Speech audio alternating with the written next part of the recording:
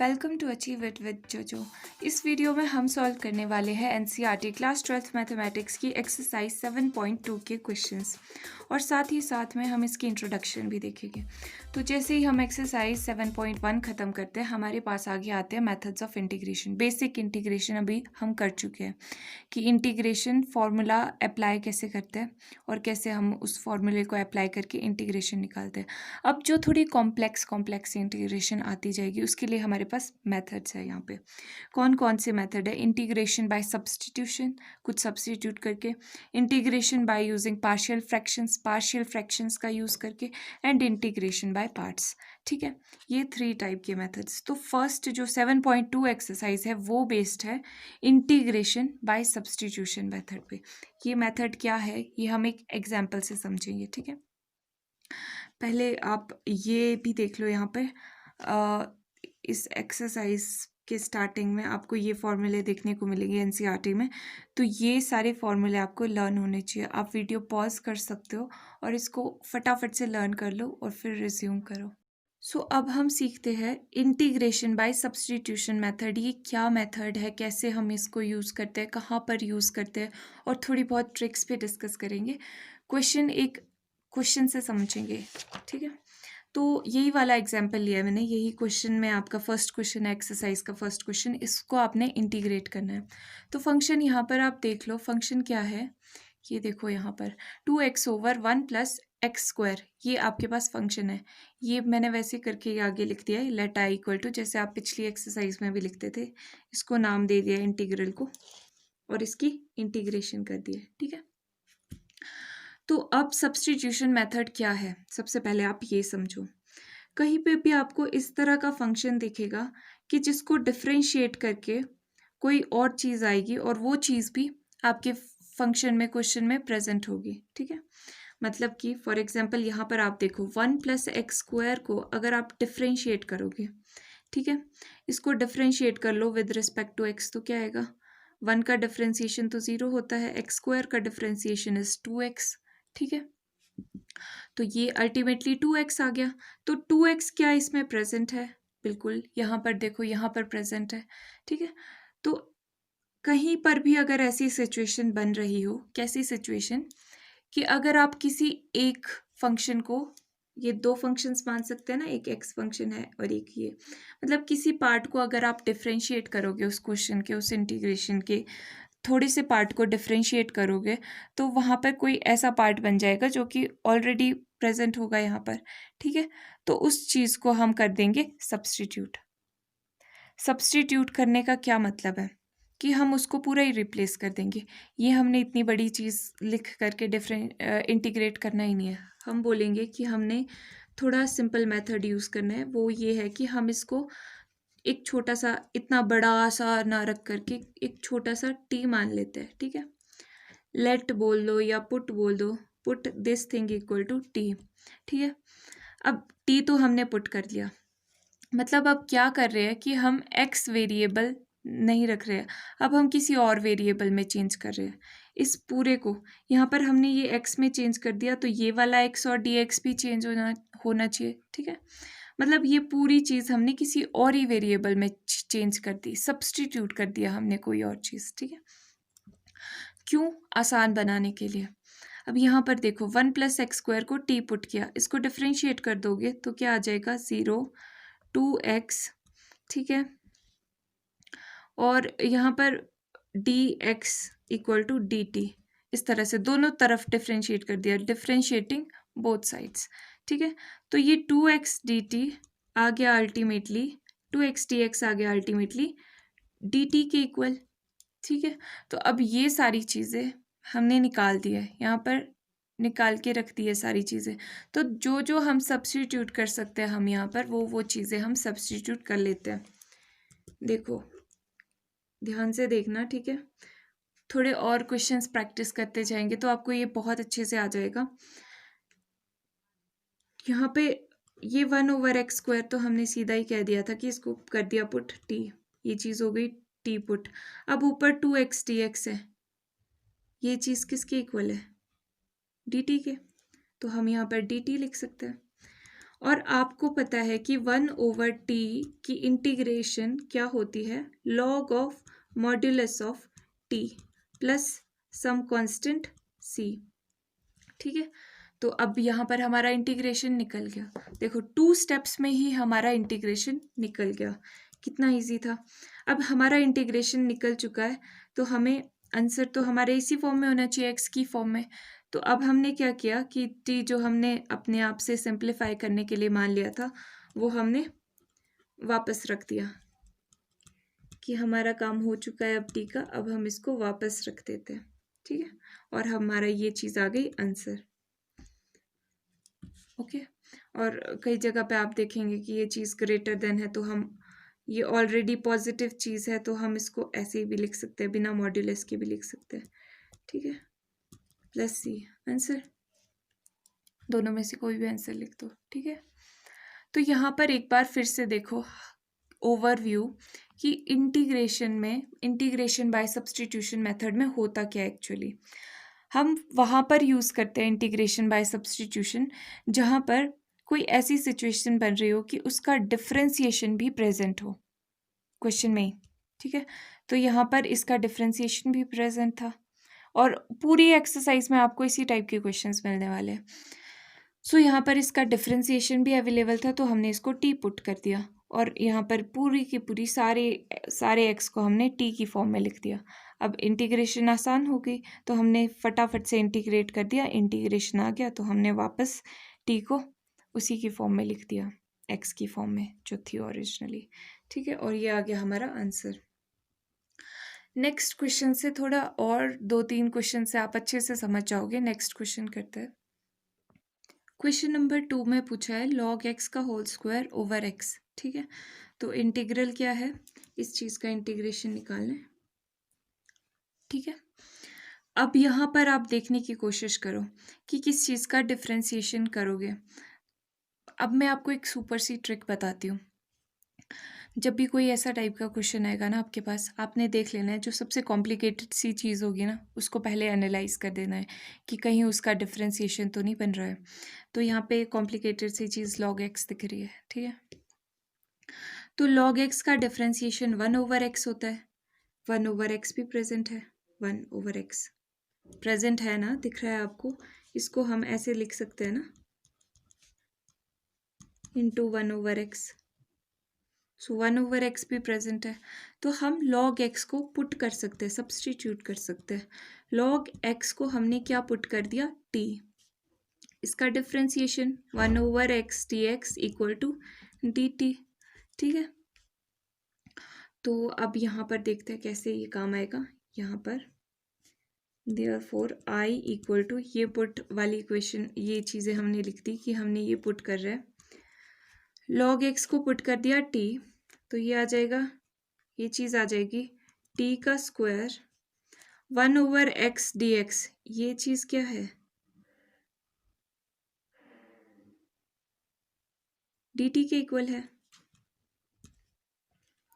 अब इंटीग्रेशन आसान हो गई, t का स्क्वायर की इंटीग्रेशन हमको पता है, t to the power 2 + 1 3/3 plus c। ठीक है, इंटीग्रेशन हो गई। अब हमारी इंटीग्रेशन का रिजल्ट आ चुका है, पर अभी ये t की वेरिएबल में, t की फॉर्म में, तो t को वापस पुट कर लेते हैं। t क्या है, log x लिया था हमने, सो log x का क्यूब ओवर 3 प्लस c आ गया आंसर। ठीक है, देख लो एक बार फिर से बता देती हूँ, इसके बाद हम फटाफट करेंगे थोड़े क्वेश्चंस। इंटीग्रल है, सबसे पहले हमने एनालाइज किया कि कौन सी चीज़ ऐसी है यहाँ पर जिसको हम सब्स्टिट्यूट करते हैं और वो उसका डेरिवेटिव भी प्रेजेंट हो क्वेश्चन में। ठीक है, तो ऐसी चीज़ यहाँ पर log x थी। log x को हमने t पुट कर दिया और इसका डिफरेंशिएशन निकाल के देखा, तो log x की डिफरेंशिएशन 1/x थी इंटू डी एक्स। ठीक है, x की डिफरेंशिएशन भी होगी dx। ठीक है, और dt की डिफरेंशिएशन dt, ये आ गया। ओके, सो यहाँ पर हमने इन सब चीज़ों को पुट कर दिया।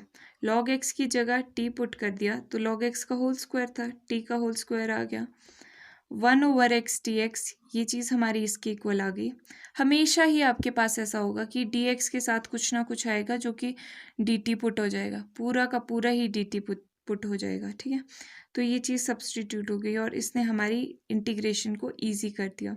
सो हमने ईजीली निकाल दिया t³/3 + c।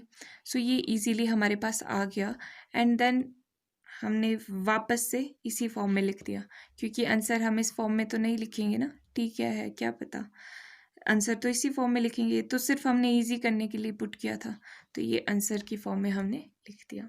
Okay, next question. Question number 3 में पूछा है 1/x + x log(x). So integral किसका लेना है, इस फंक्शन का इंटीग्रल, ठीक है। ये इंटीग्रेशन का साइन लगा दिया, dx लगा दिया। अब हमारा काम होता है शुरू। सबसे पहले अब यहाँ पर देखो, क्वेश्चंस के साथ साथ ना डिफ़िकल्टी लेवल भी आपका बढ़ता जाएगा। अब इसमें क्या है, इसको आपको पहले सिंप्लीफाई करना पड़ेगा, उसके बाद आप सब्सटीट्यूट करोगे। सिंप्लीफाई क्या हो रहा है, यहाँ पे x कॉमन आ रहा है, तो यहाँ पर x कॉमन ले लेते हैं। सो x कॉमन आ गया, अंदर बच गया 1 + log(x) dx, ठीक है। सो ये चीज़ आ गई। अब इसको और सिंप्लीफाई नहीं कर सकते, तो यहाँ पे मैंने क्या आपको हिंट दिया था, क्या ट्रिक बताई थी। ये ट्रिक हर जगह हो सकता है ना काम करे, पर मैक्सिमम जगह पर काम करेगी कि जो कॉम्प्लिकेटेड सी चीज़ दिख रही है ना उसको पुट कर दो। यहाँ पर मुझे तो कॉम्प्लिकेटेड चीज़ ये दिख रही है, आपको क्या दिख रही है, यही दिख रही है ना। सो इसको पुट कर देंगे, पुट 1 + log(x) को हमने पुट कर दिया t के इक्वल, ठीक है। आप कुछ भी पुट कर सकते हो, T Y any, you can take any alphabet. So इसको डिफ्रेंशिएट करेंगे। अब 1 की डिफ्रेंशिएशन इज़ 0, log(x) की डिफ्रेंशिएशन इज़ 1/x dx साथ में, एंड इक्वल टू t की डिफ्रेंशिएशन dt, ठीक है। दोनों साइड डिफ्रेंशिएट कर दिया, ये आ गया। सो 1/x dx इक्वल टू आ गया dt। अब आपको चाहिए एक शार्प क्लेवर माइंड, जिससे आप देख सको कि क्या चीज़ कहाँ पर सब्सटीट्यूट हो रही है, ठीक है। सो 1/, ये चीज़ तो पूरी आ गई क्या, t, ठीक है। 1/dx है dt, ठीक है।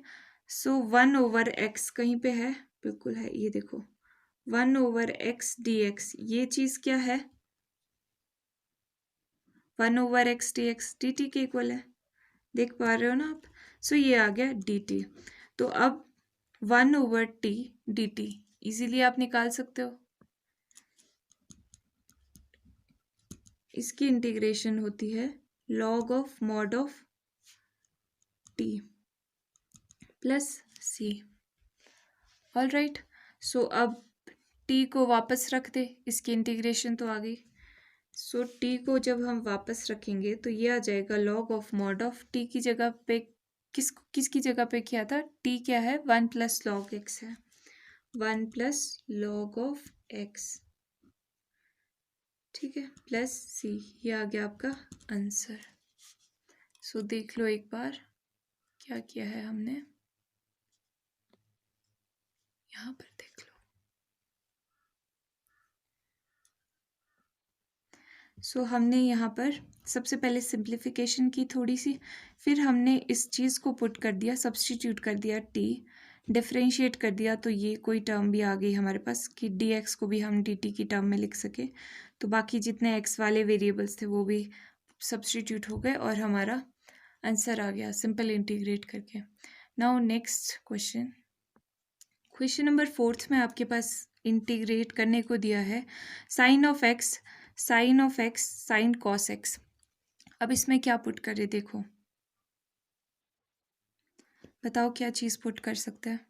Sign of cos x correct है, तो साइन ऑफ cos x में cos x की जगह t पुट कर देते हैं, सो साइन t हो जाएगा, ये इजी हो जाएगा ना। सो पुट कर लेंगे यहाँ पर cos of x को t, cos x की डिफ्रेंसिएशन होती है -sin x dx equal to इसके डिफ्रेंसिएशन dt। सो ये आ जाएगा साइन ऑफ x। अब जब हम ये पुट कर देंगे ना, ये चीज़ ये हमने यहाँ पर लिख दी है, सो यहाँ पे नीचे देयरफॉर आई इक्वल टू, यहाँ पे ये पुट करने को लिख दिया है, साइन ऑफ कॉस एक्स, ये पहले लिख देती हूँ, साइन ऑफ कॉस एक्स की जगह पे टी पुट कर दिया है।